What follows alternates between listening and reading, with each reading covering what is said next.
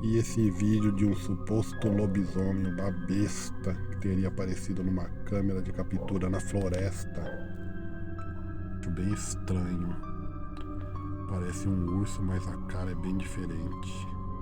No vídeo, que é de um menino fantasma que aparece assombrando uma casa. Pra quem não sabe, não existe supostamente fantasma de criança, porque as crianças, quando morrem, supostamente são recolhidas imediatamente, porque elas não têm pecado.